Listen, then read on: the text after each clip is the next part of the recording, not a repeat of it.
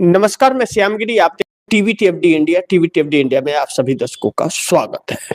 चंद्रबाबू नायडू अब क्या करेंगे? बजट तो कुछ नहीं मिला, एनडीए गठबंधन में टकराव बढ़ेगा।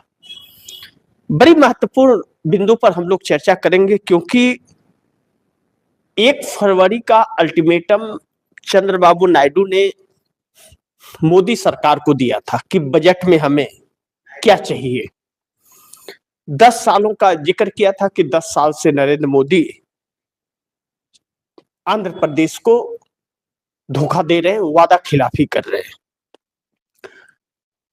आखिरकार वित्त मंत्री निर्मला सीतारमण ने बजट पेश किया और बजट झुंझुना थमाया। और जैसे ही बजट पढ़ना शुरू किया वित्त मंत्री निर्मला सीतारमण ने, पूरा शेयर मार्केट धराशाह हो गया। और धराशाह ऐसा हुआ कि लाखों करोड़ रुपया का चंपत लग गया देश को। हालांकि यह सरकार सिर्फ लेना जानती है, देना नहीं जानती है। और लेते लेते देश को इस हद तक पहुंचा दी कि पूरे देश को कंगाल बना दिया। भारतीय जनता पार्टी के लोग ही उस वक्त सो रहे थे पार्लियामेंट में, और रविवार के दिन बजट बुलाया गया था। जैसे इतिहास रचने वाली है मोदी सरकार, उस तरह से बजट पेश किया गया। लेकिन वो बजट मुंह पर मारा शेयर मार्केट ने, और शेयर मार्केट को चंद मिनटों में 8 लाख करोड़ का झटका दे गया। अब सवाल यह है कि चंद्रबाबू नायडू या नीतीश कुमार ने जो मांगा था इस सरकार से, वह नहीं मिला। और जब नहीं मिला तो अब अगला एक्शन क्या होगा? अब आप यह कह सकते हैं कि सरकार आने वाले वक्त में जाने वाली है, यह आप कह सकते हैं, क्योंकि चंद्रबाबू नायडू तो अब रुकने वाले नहीं हैं। जिस तरह से उन्होंने तेवर दिखाए थे उसके हिसाब से, जैसा मैंने कहा कि चंद्रबाबू नायडू अब क्या करेंगे। बजट में तो कुछ नहीं मिला। अब एक झटका और लगने वाला है। ईरान से जो थोड़ा बहुत ऑयल मंगा रही थी सरकार, जो थोड़ा कम लग रहा था, ट्रंप ने एक ऐलान कर दिया कि वेनेजुएला से अब ऑयल आएगा, लेगा भारत, क्योंकि वह अमेरिका के कब्जे में आ गया है। अब तो अमेरिका हमारे देश को चला रहा है या हमारे देश की सरकार चला रही है? पहला पॉइंट यह। दूसरा, मैं आप दर्शकों को इसमें थोड़ा सा इस कार्यक्रम में जोड़ना चाहूंगा कि जेफरी एप्स्टीन फाइल, जो अमेरिका का एक दागदार चेहरा था, जेफरी का, जो उसका चेहरा था 16 साल 17 साल की बच्चियों के साथ वह खिलवाड़ करता था, और सभी नेता, बड़े बड़े देशाध्यक्ष, ट्रंप, बाकी ऐसे ऐसे लोग वहां जो जाते थे, उसमें मोदी जी का भी नाम आ गया है। अब मोदी जी का नाम आ गया है तो कैरेक्टर खुल करके आ गया है, क्योंकि नाचते गाते मोदी जी देखे गए। तो मोदी जी तो जवाब दे नहीं पा रहे हैं। तो विदेश मंत्रालय की तरफ से प्रवक्ता साहब ने आके कहा कि यह बकवास है। तो बकवास है तो केस कर दो, है हिम्मत? नहीं, क्योंकि वह सच्चाई है। तस्वीर नहीं आई है, लेकिन डिटेल्स पूरे आए हैं, और उसमें जो जिक्र है वह तस्वीरों में देखे गए हैं। तो नरेंद्र मोदी के ऊपर सवाल खड़े हो रहे थे, हो रहे हैं, आगे होते रहेंगे। दूसरी चीज, यह मैं आप दर्शकों को जोड़ना जरूरी था, क्योंकि इनका असली चेहरा सामने आया है पहली बार। अब हम मेन मुद्दे पे आते हैं कि चंद्रबाबू नायडू अब क्या करेंगे। बजट में तो कुछ नहीं मिला, एनडीए गठबंधन में टकराव बढ़ेगा, यह मैंने हेडिंग दिया आप दर्शकों को। तो अब इसमें बड़ी महत्वपूर्ण यह है कि एनडीए के अंदर कौन है टकराने वाला। इनसे 3 है टकराने वाला: चंद्रबाबू नायडू, नीतीश कुमार और एकनाथ शिंदे।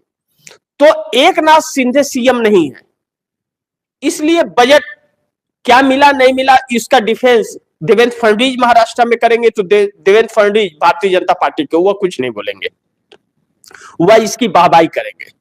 लेकिन चंद्रबाबू नायडू और नीतीश कुमार, नीतीश को तो बिहार में चाहिए और चंद्रबाबू नायडू को भी आंध्रा में चाहिए।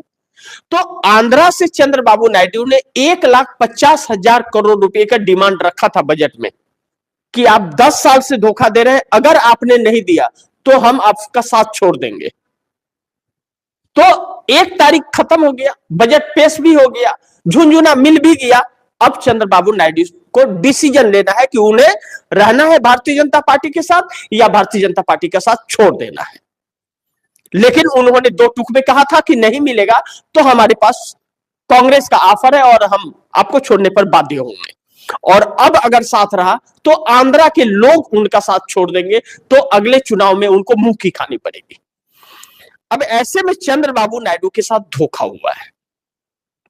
चंद्रबाबू नायडू ने ऐसा नहीं सोचा था कि मोदी इस तरह से धोखा देंगे, लेकिन नरेंद्र मोदी जिस दिन सरकार बनी 4 जून 2024 को, उस दिन से ही वह अपने सहयोगी दलों को ही नहीं, इस देश को धोखा दे रहे हैं।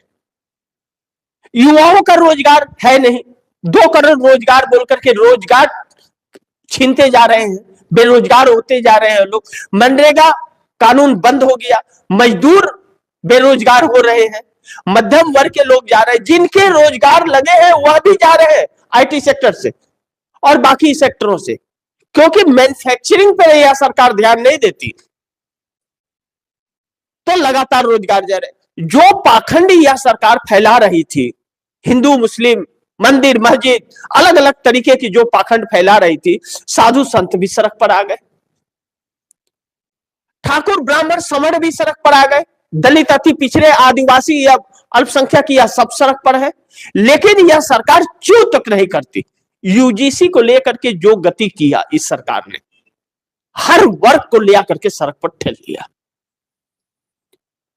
चुनाव आयोग एसआईआर को लेकर के जिस तरह से हरकतें किया, पूरे देश की जनता सड़क पर आ गई। करोड़ों लोगों के नाम एक एक राज्य से काटे जा रहे हैं, वोटों से वंचित किए जा रहे हैं। कहा जा रहा है कि नागरिकता साबित करो। अरे इस सरकार ने कोई नागरिकता प्रमाण पत्र दिया है या नहीं? कोई दिया तो है नहीं।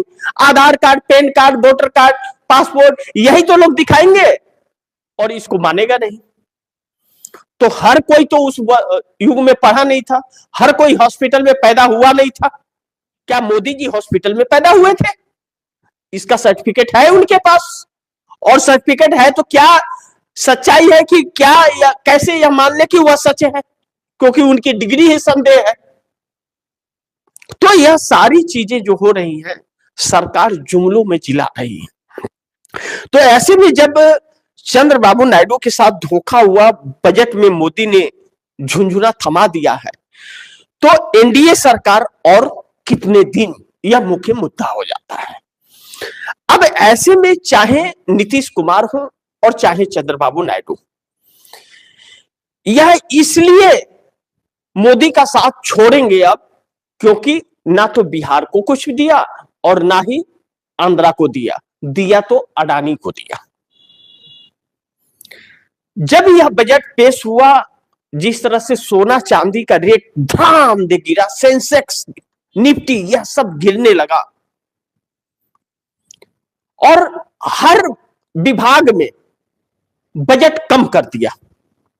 आप दर्शकों को याद होगा, मैंने कहा था कि इस सरकार के पास में खजाना खाली है, पैसे हैं नहीं, सिर्फ कागजों पर यह सब कुछ दिखाती है। एक चर्चा आप दर्शकों के सामने करना जरूरी है। अब तो चंद्रबाबू नायडू मतलब जो जिस गुस्से में है, उस गुस्से को मोदी झेल पाएंगे नहीं झेल पाएंगे मैं नहीं जानता, लेकिन वित्त मंत्री निर्मला सीतारमण के पति प्रकला प्रभाकर जो हैदराबाद से आते हैं, बहुत अच्छे अर्थशास्त्री हैं, उन्होंने कई प्लेटफॉर्म पर आकर के यह कहा कि इस सरकार के आंकड़ों पर भरोसा मत कीजिए, यह सरकार धोखा दे रही है और यह धोखा ही देगी, झूठी अफवाह फैलाती है। यह सच्चाई यह है कि खजाना खाली है। इस सरकार में सब नासमझ भरे हुए हैं, समझ नहीं है इन लोगों को कि कैसे देश को चलाना है। इसलिए विदेश नीति फेल है, कूटनीति, राजनीति, हर चीज फेल हो गई और कोई भी देश हमारे साथ नहीं है। हम अकेले हैं, कोई आपदा आ जाए तो कोई एक देश हमारे साथ खड़ा होने वाला नहीं है। यह कोई और नहीं, वित्त मंत्री निर्मला सीतारमण के पति परकला प्रभाकर ने कहा था। अब चंद्रबाबू नायडू आक्रोशित है। अब चंद्रबाबू नायडू के रिएक्शन का इंतजार है कि अब बजट पेश होने के बाद चंद्रबाबू नायडू का रिएक्शन क्या आता है। लेकिन अब चंद्रबाबू नायडू का दिया हुआ अल्टीमेटम भी पूरा हो गया और बजट का सेशन भी, बजट भी पेश हो गया। ऐसे में चंद्रबाबू का रिएक्शन क्या आता है, जो भी आएगा खबरें आप दर्शकों तक लेकर के आऊंगा। लेकिन यह मान सकते हैं कि अब जिस तरह से बजट में मोदी ने झुंझुना थमा दिया है, कुछ मिला नहीं है बजट में, इससे चंद्रबाबू नायडू की नाराजगी जो बढ़ रही है वह अब इस हद तक बढ़ेगी कि उन्होंने 2 टूक में अमित शाह को कहा था कि अगर नहीं मिला तो हम आपका साथ छोड़ने के लिए मजबूर हो जाएंगे। तो अब वह मजबूरी का वक्त चंद्रबाबू नायडू का आ गया है इस सरकार का साथ छोड़ने के लिए। थोड़ा सा इंतजार कीजिए, अब तस्वीरें बहुत कुछ देश के सामने आने वाली है, क्योंकि आपस में यह लोग टकरा गए हैं और नीतीश कुमार भी अपनी पूरी तैयारी में है। एकनाथ शिंदे के साथ जिस तरह भारतीय जनता पार्टी कर रही है महाराष्ट्र में, एकनाथ शिंदे कब झटका देंगे इस सरकार को कोई नहीं जानता। तो आने वाला वक्त इस सरकार के लिए संकट भरा है, तो थोड़ा इंतजार कीजिए, सारी तस्वीर सामने आ जाएगी। लेकिन चंद्रबाबू नायडू का फैसला बहुत जल्द होने वाला है। तो इसी के साथ आप दर्शकों से इजाजत चाहूंगा, लेकिन गुजारिश करूंगा कि इस खबर को ज्यादा से ज्यादा शेयर कीजिए, अपने दोस्तों को भी कहिए आगे शेयर करें। और आपने अगर टीवीटीएफडी इंडिया को सब्सक्राइब नहीं किया, सब्सक्राइब कर लीजिए, अपने दोस्तों को भी कहिएगा टीवीटीएफडी इंडिया को सब्सक्राइब करें। मिलते हैं अगली खबर के साथ, तब तक के लिए नमस्कार।